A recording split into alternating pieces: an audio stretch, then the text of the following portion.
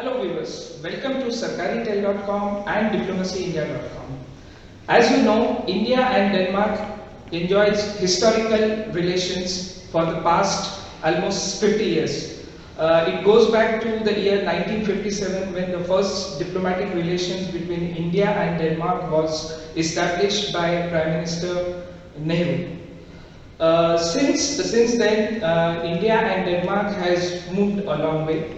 If you could recollect, in the years 2020, India and Denmark elevated their ties to the Green Strategic Partnership. The summit was held between Prime Minister Narendra Modi and the Danish counterpart, Ameya Sathaye.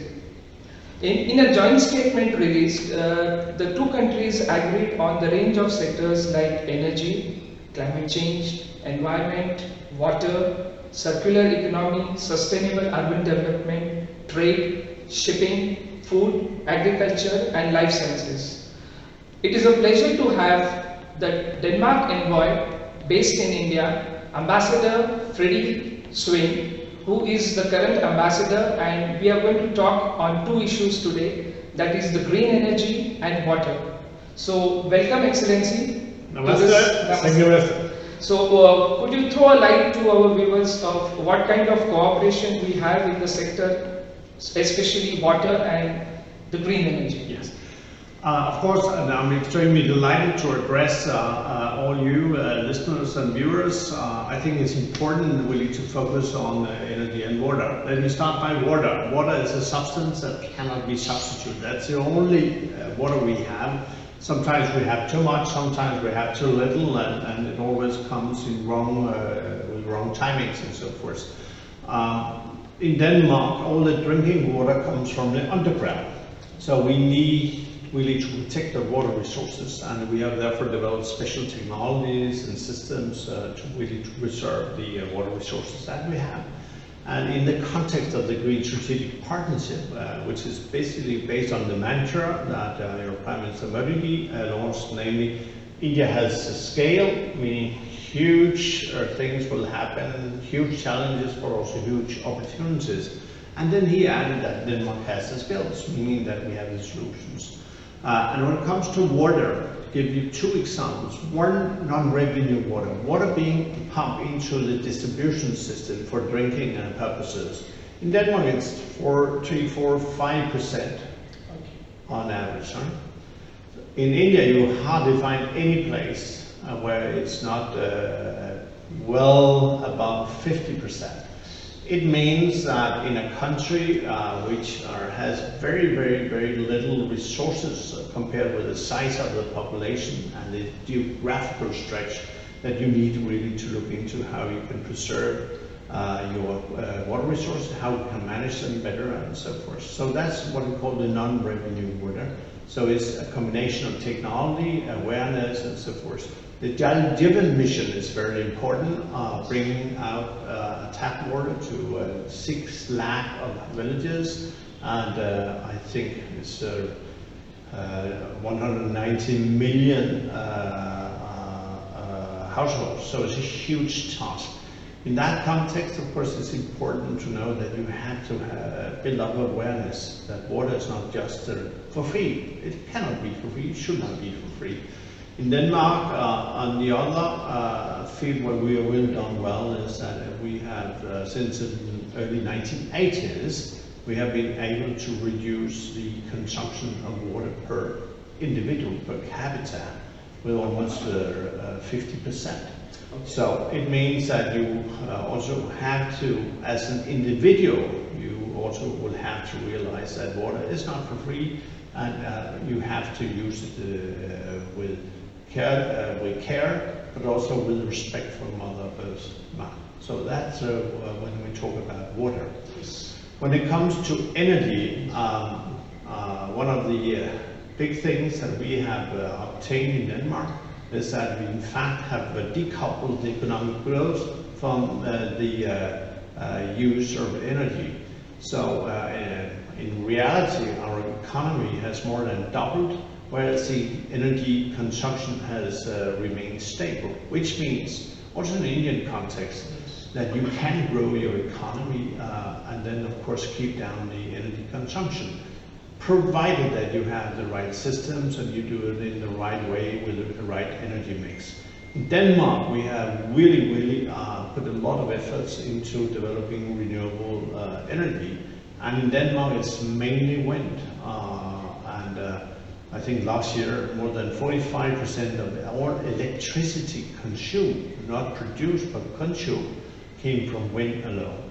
The Danish government has passed a law which will make it mandatory for Denmark to reduce our CO2 emissions in 2030 by 70%, 70%, and the base year is 1990. So it's a huge task.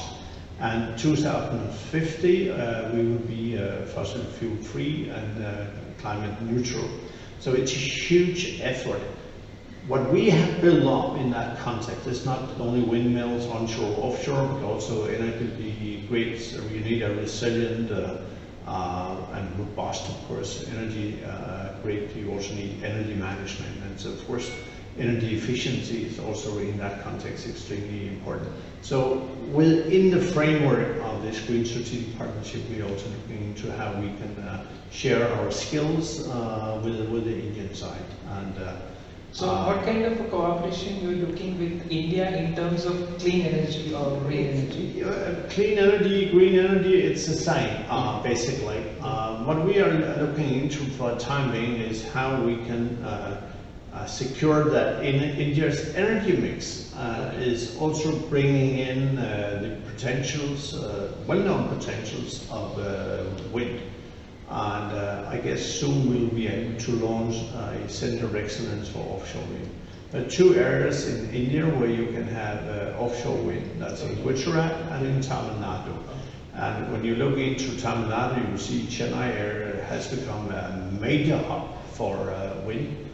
The wind industry, we have players from Denmark, investors, but they are also brought in many of the sub-suppliers. You have the other two big giants, you have GE and you have Siemens Gamesa. So India is becoming kind of hub for wind.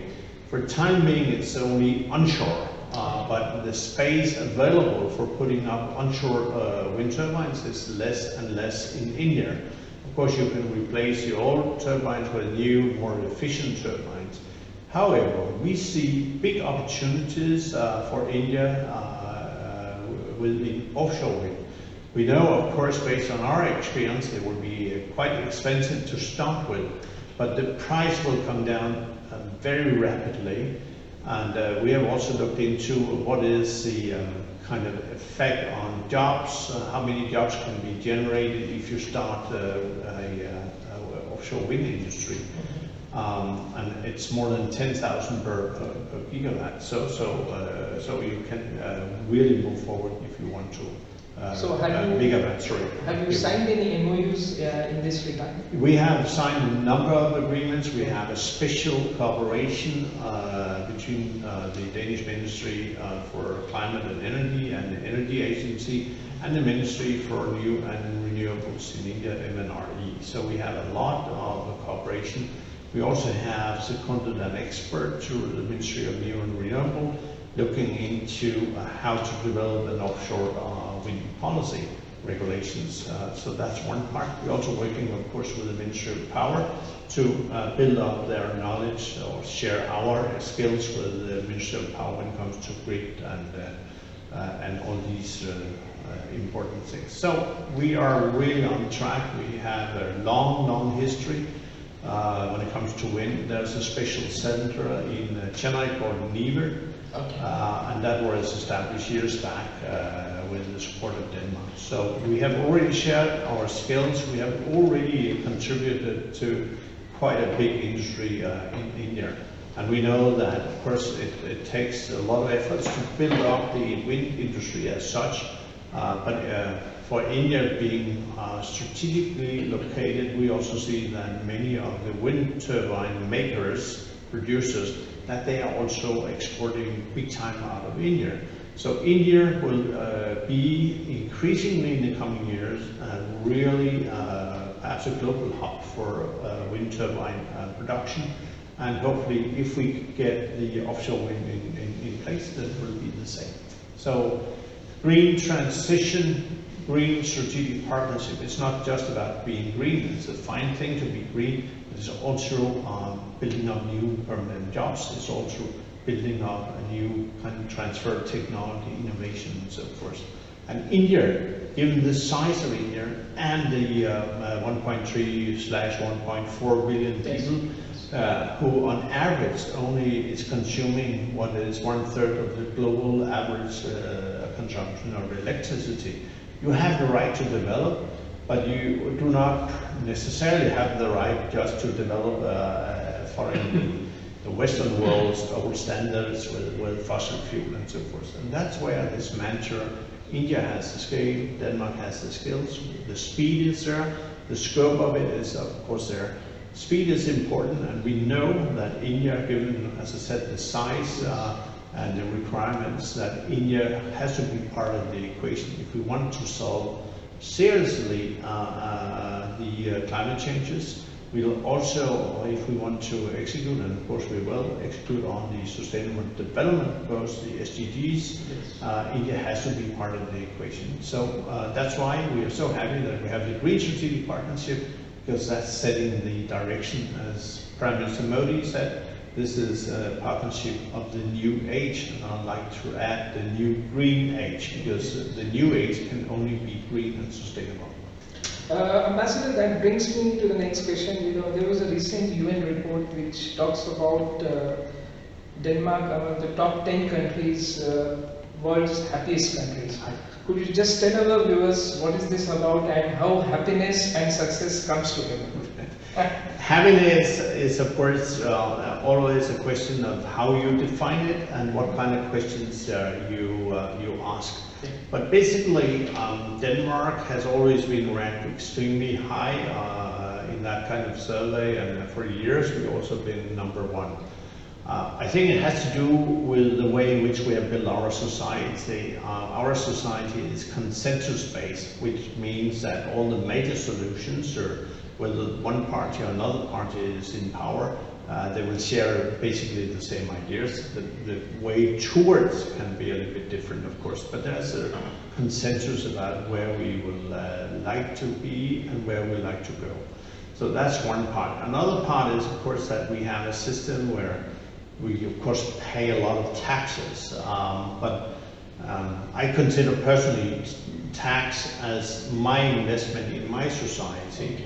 So what is important when you do this is, of course, that the return on your investment is matching a little bit, to some extent at least, what you're putting into this investment. In Denmark, we have free education, we have free healthcare, which means that whether you're a billionaire or you're a poor person, then you will have this equal rights. You cannot be discriminated against due to your economic status and so forth. So that's one part. For you in India, you might think it's a stupid foreigner who is talking about tax being an investment. I sincerely believe in it. When I look into, of course, the scale of India, but also not only opportunities, but to lift up so many people as ever possible, so they have a decently living with access to water, access to electricity, access to healthcare, access to financial systems and so forth. Then of course, it's a huge task for you, and it cannot just come out of its own. Somebody has to invest in it, and therefore I think it's important. But you also need to keep in mind that what we have done in Denmark, for instance, has taken us really many, many years. It's not something that was developed over 5 years or 10 years. It's a long, 100 years, even longer process. What is remarkable about India, and I'd like to praise you, the Indians, what you are undertaking is perhaps, I would even take away the word perhaps, it is simply the greatest transformation ever happened anywhere in the world in such a short span of time.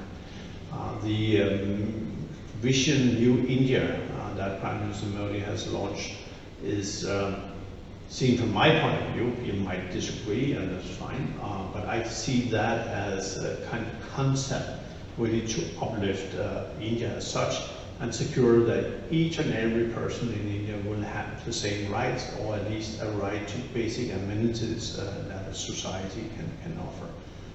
1.3 billion people, it's a huge task. Yes. And therefore I often say India is not one-to-one. What we do in Denmark cannot just necessarily be taken to India and then equals one. In many cases it will be 1 to 1,000 or 1 to 10,000. So a small step in India, a small drop of water in India will have a huge impact globally and consequently also on Denmark and the Danes. Because this was Ambassador Freddy Svane, he talked about India-Denmark relations. He shared his vision of how India and Denmark are cooperating in the areas of clean energy, water, and he also shared the way Denmark is progressing and is being termed as one of the most happiest countries in the world.